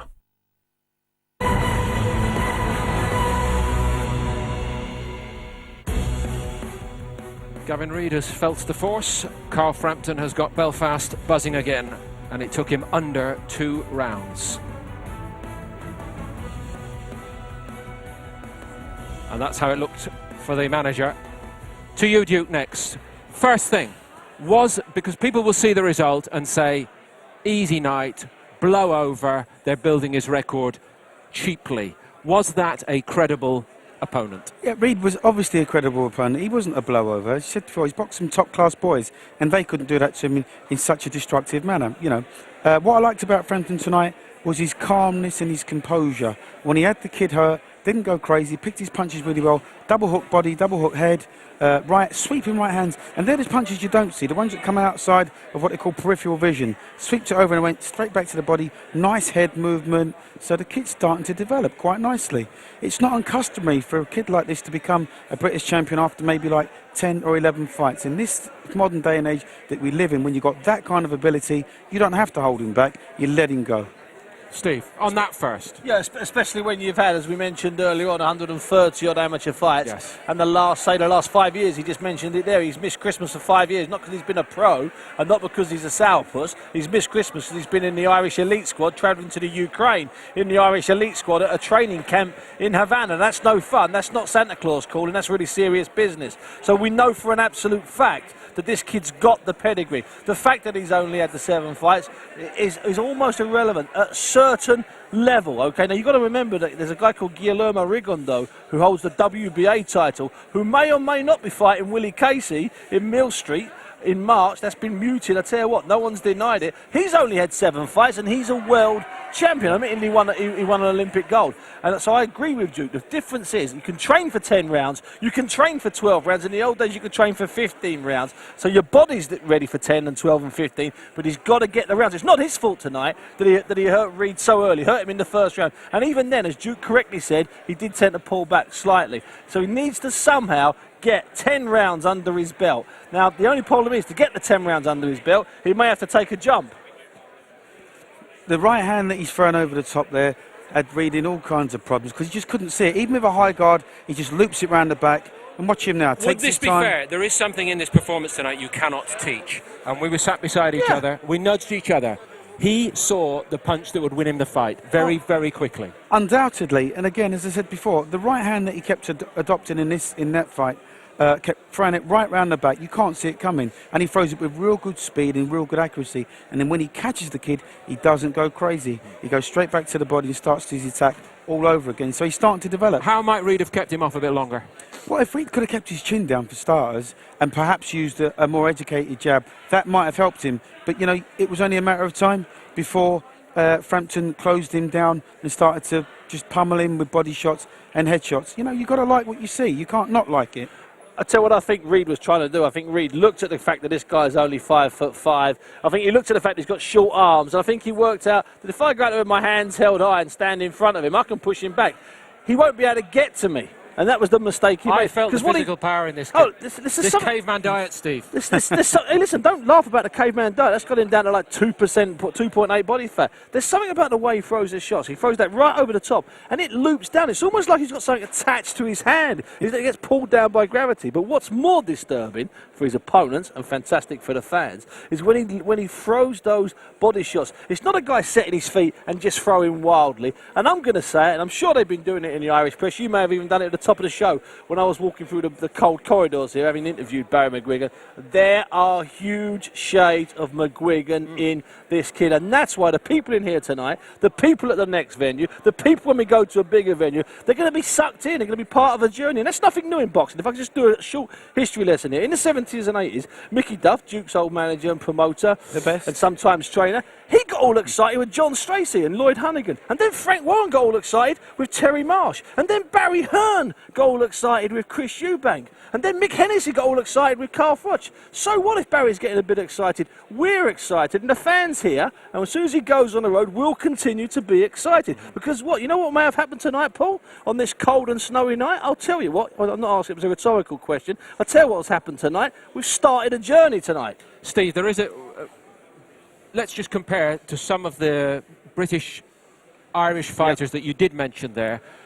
In terms of the level of competition, there is a difference because this young man, Frampton, has got some very accomplished men ahead of him in the domestic top 10 at the moment. Absolutely, yes. Well, you've got the two best super bantams in the country, really. But they're guys both, who've been around as well. Booth, Rendell Munro, Pickering, Jason Munro, Booth. they fought world title fights. Pickering's the ideal guy, okay, because he knows enough to get through, but he's not going to hurt you. He's going to take you a few rounds if you don't grab hold of him. And what he's going to do is he's going to make Carlos, as I call him now, he's going to make Carlos think. And that's what I know he can do it from watching him here tonight. Barry knows he can do it, and Duke knows he can do it. Was that the first time you've seen him live? First time I've seen him live, and I tell you what, he's even more impressive live. So let's get Ishan Pickering. That's a great one. But we've got to make the Quigg fight because Quigg's 21 unbeaten, 14 stoppages, but he's not a devastating puncher. So there's no way Carlos is going to be exposed, you know, his 8th or 9th fight. The Willie Casey fight, that's a definite possibility. The Paulie Highland is another possibility because Willie Casey obviously beat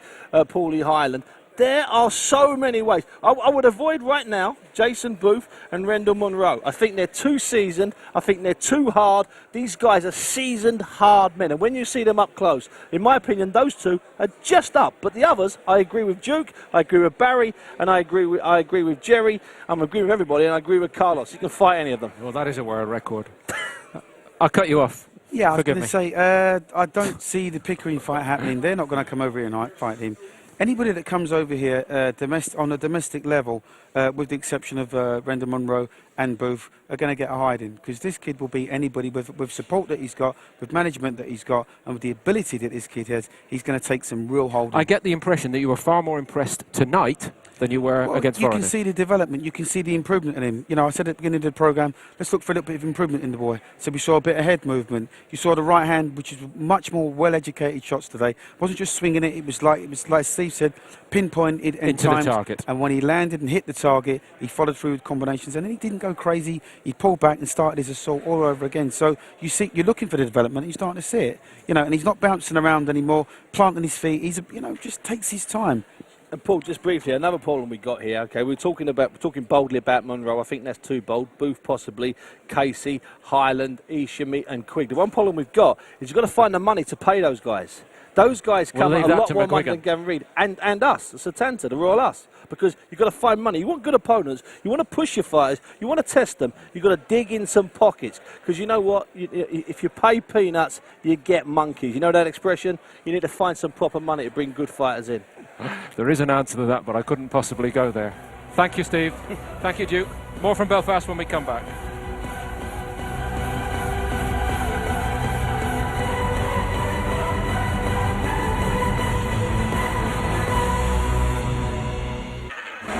Freeview Weekend, brought to you by 32red.com. We're walking in the air. Everything you meant to say to everyone all year comes down to this. Because the moment you send a card, it's Christmas. First date, itchy scalp, don't scratch. Maybe I'll, oops. Happily, there's new Head & Shoulders Itchy Scalp Care with the soothing scent of eucalyptus. Its formula helps calm an itchy scalp, leaving hair touchably soft. Head & Shoulders, making heads happier. Introducing the world's first 100% custom, invisible, digital and fully programmable hearing aid. OtoLens, featuring Voice IQ, loaded with today's most advanced hearing technologies, including our new sophisticated noise reduction system. The new invisible OtoLens is custom made for your ears, allows you to talk comfortably on the phone, sounds natural. If you have a problem with your hearing and you need help, visit Celtic Hearing today.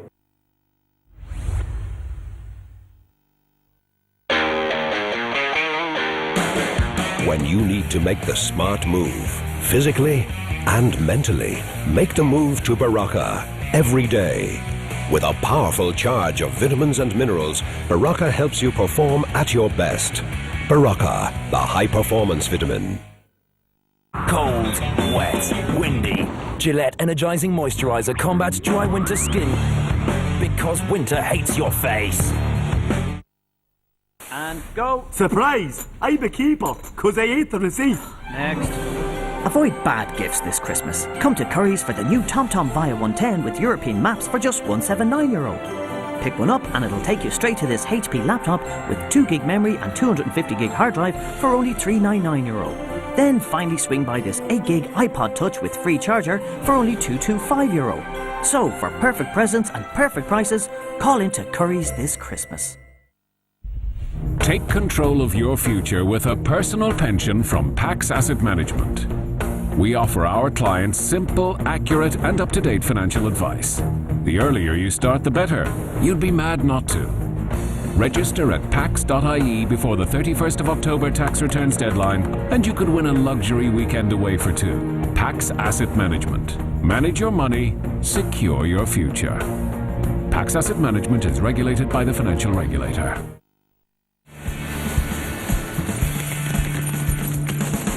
Need a number nifty? Nifty. Call 11850. Cold, wet, windy. Gillette Energizing Moisturizer combats dry winter skin because winter hates your face.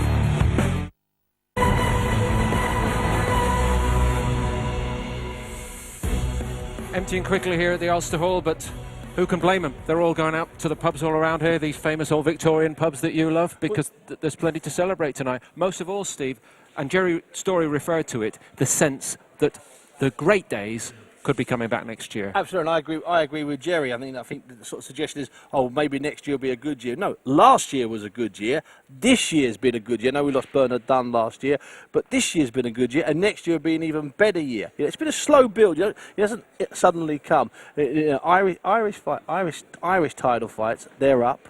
I think Irish shows are up. I think the third year running, or some sort of stat like that. That's good. Then in the middle of it, you need a star for something like that, okay? And no disrespects to Paul McCloskey, no disrespects to Brian McGee, no disrespects to the comeback in Marty Rogan or Willie Casey. But this kid's just got that something, extra little something. I would say that because we're broadcasting him, but it's a fact. It's true. He's just got that little bit. You did a piece tonight for us, the Frampton form so far, and we're not making up the fact he was possibly the best in the Irish amateur team, certainly one of the best in his group.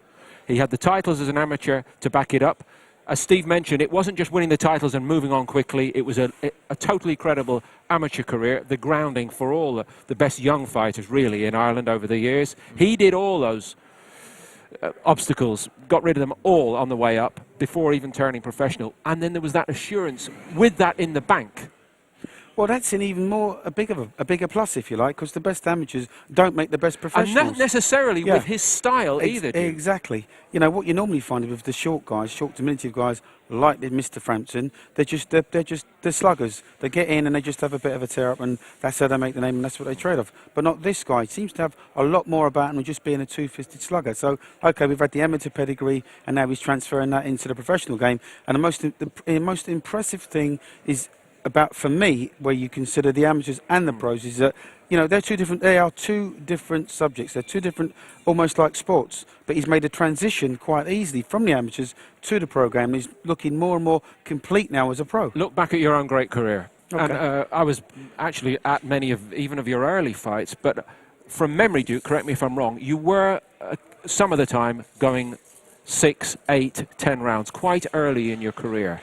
If Frampton does not get to those opportunities, will it become a doubt in his own mind? And he did refer to that in his interview tonight, that because he knows the game so well. Definitely, absolutely, 110%. You can't detract from the fact that you need to get the rounds under your belt just to know that you can do the rounds. You can put it in the gym, but it's not the same when you've got a live opponent in front of you, and I'll emphasise that point. When he starts fighting for a championship, he's not going to have a guy that's been battered and bruised and is ready to go. He's going to have a live opponent in front of him. So if the fight does go to maybe 8-10 rounds and he has to really start digging in, we don't know if this kid takes a good shot. We don't know what he's like when he's under pressure, and we don't know what he's like when he's cut. Let's hope we don't find out in the infancy stages. You know, as Steve's already said, this could be quite a big journey for this kid because the expectation's there. He's a Barry McGuigan fighter, so the expectation, everybody's going to start comparing the natural things, the body shots, the head movement, and they're going to start to expect. If this kid doesn't deliver, up until now it's been great and he has, then the pressure becomes more intense, and he's going to have to find a way to cope with that.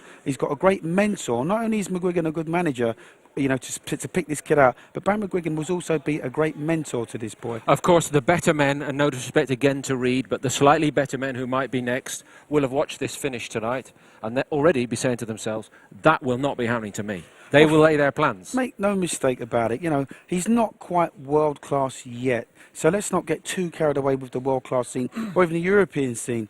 But he would appear to have the tools in his box to deal with any of the British champions.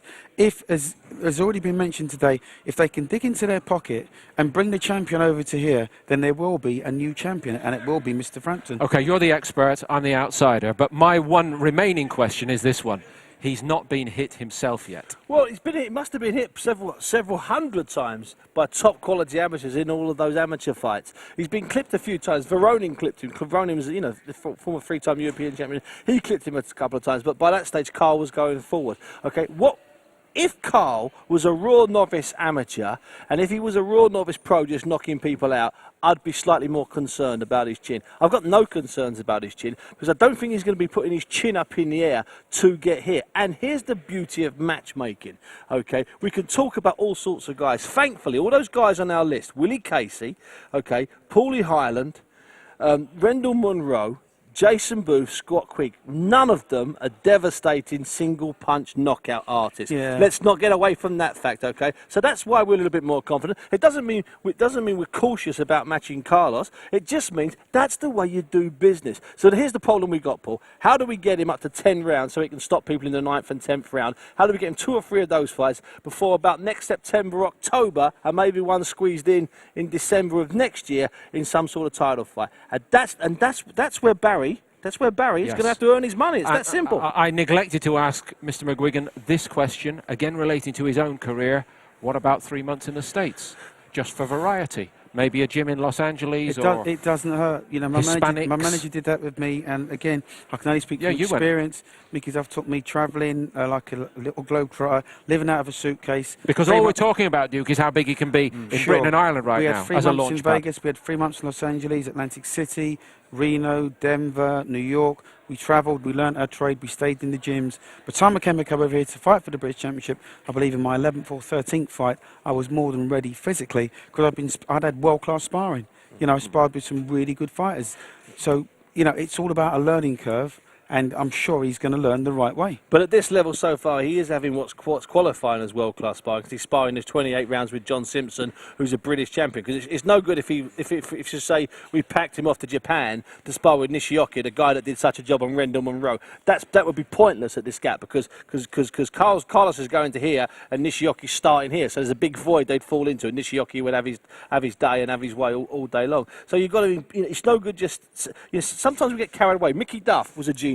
Okay, you know, he's not just like what he done with me borders on genius. I promise you. British managers, you sell yourself short. British managers always talk about, we're going to go to America and get all this legendary sparring, and often they end up in bum gyms sparring with bums that once. Do you know, Floyd Mayweather once came in this gym. It's not always like that. It's not always that simple. You don't get off a plane in New York and walk into Gleason's and have 15 great rounds. That's absolute rubbish, because in Gleason's there's 2,000 lawyers boxing. You go to Las Vegas, all the boxing gyms are closed. It's a UFC paradise. So it's not that simple. But Barry will know that. So maybe he'll spend a month out with Freddie Roach in Freddie Roach's Los Angeles gym, where Amir Khan is and Manny Pacquiao is. But more than that, there's still a lot of good sparring in Britain and Europe for him. He doesn't have to go to America to become a better fighter, because unlike you, Duke, I'm not selling your amateur career short, this guy's probably fought in 40 countries already. Yes, he has. So he knows about being on the road. He knows about fighting foreign guys, different guys, little guys in Korea who are 4'7", enormous Cubans who are 6'4" and somehow making the weight. He's had that experience Last already. word from you, if you permit me, Duke, on impossible. the business of boxing.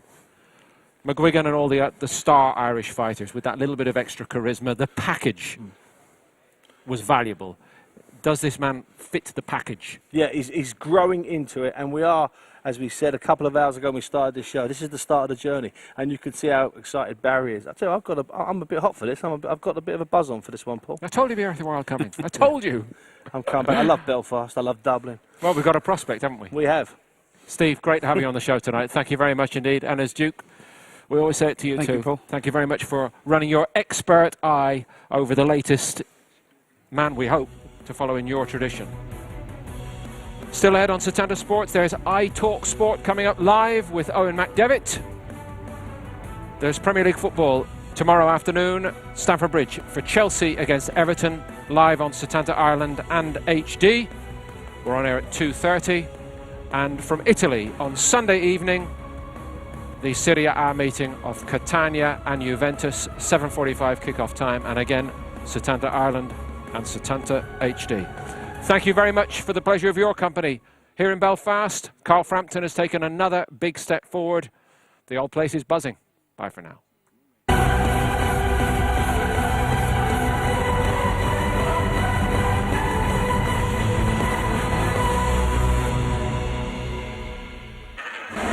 Freeview Weekend, brought to you by 32red.com. 2011 on Setanta Sports. Premier League this January with Liverpool. Champions Chelsea. And Man United. It's a brilliant goal! The magic of the FA Cup all the way to the Wembley final. Chelsea FA Cup winners. GAA returns with the Allianz National Football and Hurling Leagues. To Cooper. Could this finish it? The stars of the future in schools rugby. Plus the only place to see all 48 Rugby World Cup games live. 2011 on Setanta Sports.